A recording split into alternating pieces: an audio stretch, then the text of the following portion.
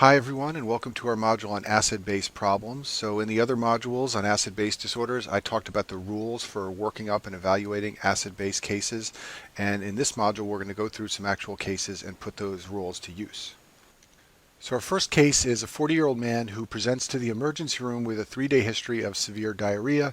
Several coworkers have been ill with similar symptoms. An arterial blood gas is drawn showing a pH of 7.3, a PCO2 of 33. Electrolytes are a sodium of 134, a potassium of 2.9, a chloride of 108, and a bicarb of 16. And the question asks, what is the acid-base disorder?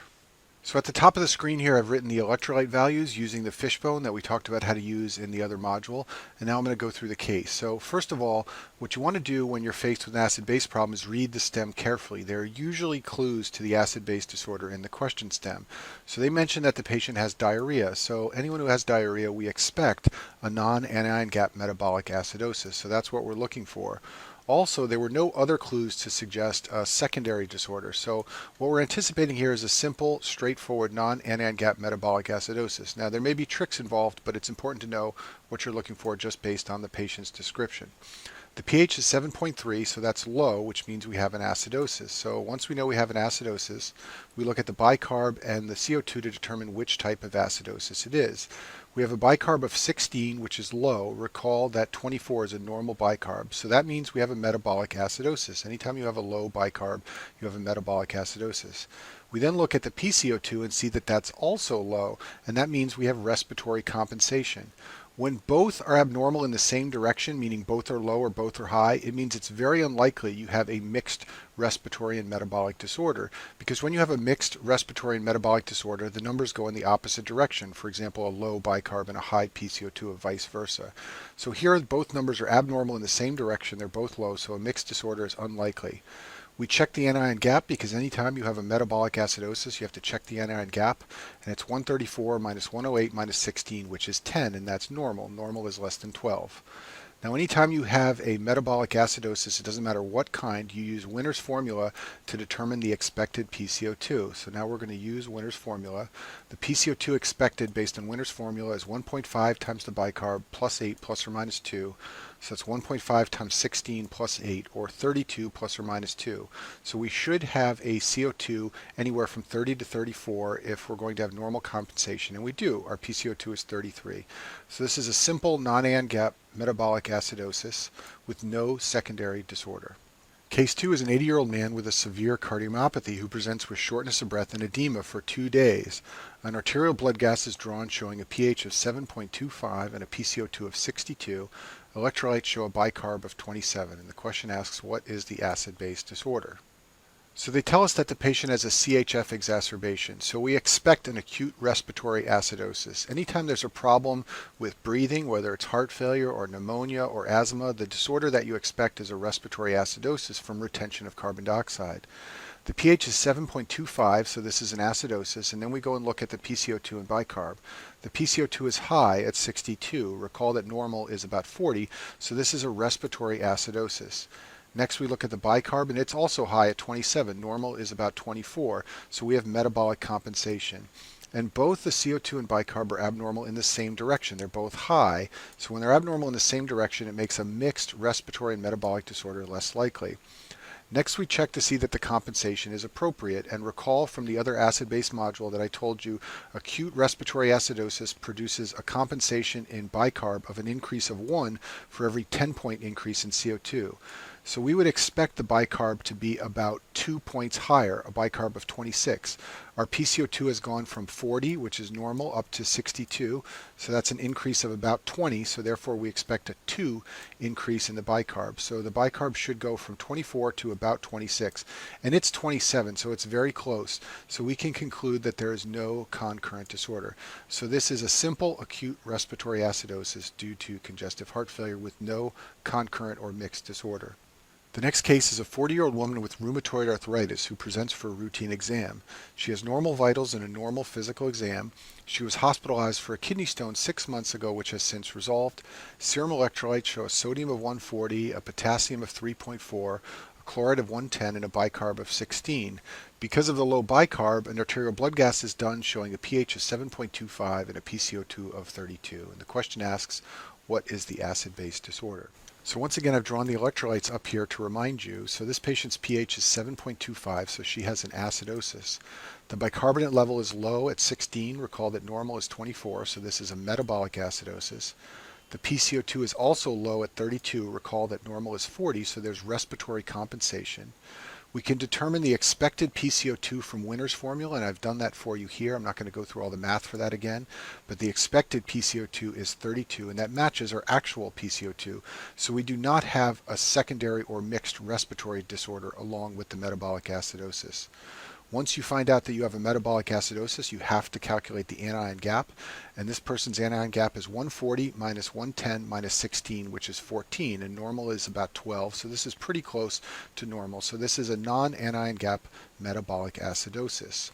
But the question we haven't answered yet is, why does she have a metabolic acidosis? And we have to consider that this person may have a type 1 renal tubular acidosis given her history of rheumatoid arthritis and kidney stones. Rheumatoid arthritis and kidney stones are both classic for patients with a type 1 RTA. And we talked about this in the other module on acid-base disorders, but anytime you're faced with a non-anion gap metabolic acidosis, the two tests you want to check are a urine anion gap and potentially an acid challenge. So in a urine anion gap, you measure the urinary levels of sodium, potassium, and chloride, and you calculate the urine anion gap by adding sodium and potassium and subtracting chloride. You should get a negative value because of the acidosis. However, in patients with an RTA, it will be positive. So this patient should have a urine anion gap check next. In addition, you may want to do an acid challenge test where you administer ammonia chloride. The urine pH will remain greater than 5.3 after ammonia chloride administration in patients with a type 1 RTA because they cannot acidify the urine. If you're confused about this, go back to the module on renal tubular acidosis and take a look at that. But the most important thing to remember is that for patients with a non-anion gap metabolic acidosis, urinary anion gap and acid challenge are the two tests that can help you sort out the etiology. The next case is a 75-year-old man who has long-standing history of severe COPD for which he requires chronic oxygen therapy. Serum electrolytes show a sodium of 140, a potassium of 4, a chloride of 94, and a bicarb of 34. An arterial blood gas is done and the pH is 7.32 and the PCO2 is 69. What is the acid-base disorder? So the pH is 7.32, so we know we have an acidosis. The PCO2 is high at 69. Recall that normal is 40, so we have a respiratory acidosis. The bicarbonate level is also high at 34. Recall that normal is 24, so this is metabolic compensation. Based on the question stem, this is a chronic respiratory acidosis. We have no reason to believe this is acute. They describe this patient as a man with long-standing COPD. So we believe this is a chronic respiratory acidosis, so we're going to use the chronic compensation equations that I talked about in the other modules. So for chronic respiratory acidosis, the expected change in bicarbonate is 3.5 times the change in PCO2 over 10. Well, the change in PCO2 is 69, which is the patient's PCO2, minus normal of 40, or 29. That's our change in PCO2. So the expected change in bicarbonate is 3.5 times 29 divided by 10, and that works out to be 10. Our actual change in bicarbonate is 34, which is the patient's bicarbonate, minus 24, which is a normal bicarbonate, and that is also 10. So our actual and our expected are equal to one another, so we do not have a mixed disorder. This is a chronic respiratory acidosis. And this example here is something that you will see again and again in your clinical rotations. Patients with long-standing COPD chronically retain PCO2 and therefore they have a chronically elevated bicarb. So when you check chemistries on your COPD patients who come into the ER, you will always find an increased level of bicarbonate like what I've shown up here, and that's from chronic retention of carbon dioxide. Case 5 is a 50-year-old man who is found obtunded and poorly responsive.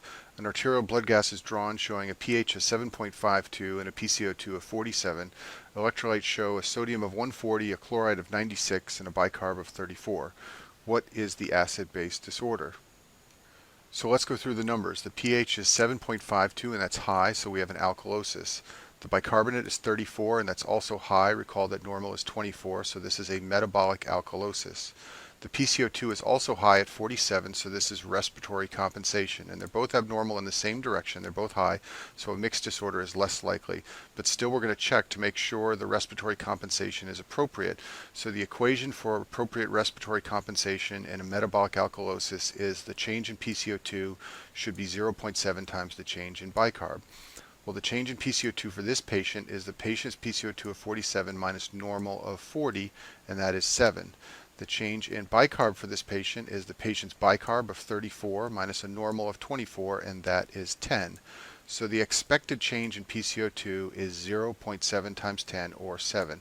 So you can see that the expected PCO2 change and the actual are equal, so we do not have a mixed disorder. This is a pure metabolic alkalosis. But the question we still haven't answered is, what is the cause of this man's metabolic alkalosis? Recall that there's a short list of causes of metabolic alkalosis. These include a contraction alkalosis, hypokalemia, diuretics, vomiting, hyperaldosteronism, and antacid use. And one of the most helpful pieces of data in a metabolic alkalosis is the volume status of the patient. So we want to know, does this man have dry skin and dry mucous membranes? Because if he appears dehydrated, then the cause is most likely a contraction alkalosis or diuretics or vomiting. Another very helpful piece of data in an unknown caused metabolic alkalosis is the urinary chloride, because recall from our module on acid-base disorders that when you have GI losses of volume that cause a metabolic alkalosis, the urinary chloride gets low. That's what happens when you have vomiting. Most metabolic alkalosis problems get better when you give saline. They're called fluid responsive. The only ones that don't are hyperaldosteronism and hypokalemia. All the others essentially resolve when you administer saline. Case 6 is a 59-year-old man with a history of alcoholism and depression who presents with altered mental status. He was found by his ex-wife sleeping in his tool shed. He reports blurry vision and black spots. An arterial blood gas is drawn. The pH is 7.3. The PCO2 is 28. The electrolytes show a sodium of 141, a chloride of 102, and a bicarb of 14. What is the acid-base disorder? So the pH is 7.3, which is low, so we have an acidosis, and the bicarbonate is 14, so it's a metabolic acidosis. We then see that the PCO2 is low at 28, so this is respiratory compensation. And then using Winter's formula, we find that the expected PCO2 is 29 plus or minus 2. I've shown the math for that over here in the corner if you want to review it. So our actual PCO2 is within the range predicted by Winter's formula, so we do not have a secondary respiratory disorder. Next thing we do with a metabolic acidosis is calculate the anion gap. So that's 141 minus 102 minus 14, which is 25, and that's high. Now, anytime you have an anion gap metabolic acidosis, you need to calculate the delta-delta to make sure there isn't a concomitant metabolic disorder. The Winter's formula tells you there's no concomitant respiratory disorder. That's what we've done up here. But the delta-delta is going to help us rule out that we don't have a concomitant metabolic alkalosis or non-anion gap metabolic acidosis. So let's calculate the delta-delta ratio. The delta anion gap is the patient's anion gap minus a normal gap, which is 12, so that's 13. The delta bicarb is a normal bicarb, which is 24, minus the patient's bicarb of 14, which is 10. So therefore, the delta-delta ratio is 13 over 10, which is 1.3. And in the other modules on acid-base disorders, I discussed that a delta-delta from 1 to 2 is normal, and this rules out that there is a second disorder. We have determined that there's no secondary metabolic disorder using the delta-delta ratio. So this is a simple, pure anion gap metabolic acidosis. And you should know, based on the question stem, that this is most likely due to methanol intoxication.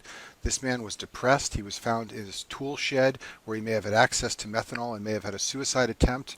He also reported vision problems. So when you see vision problems associated with an anion gap metabolic acidosis, you should think of methanol intoxication.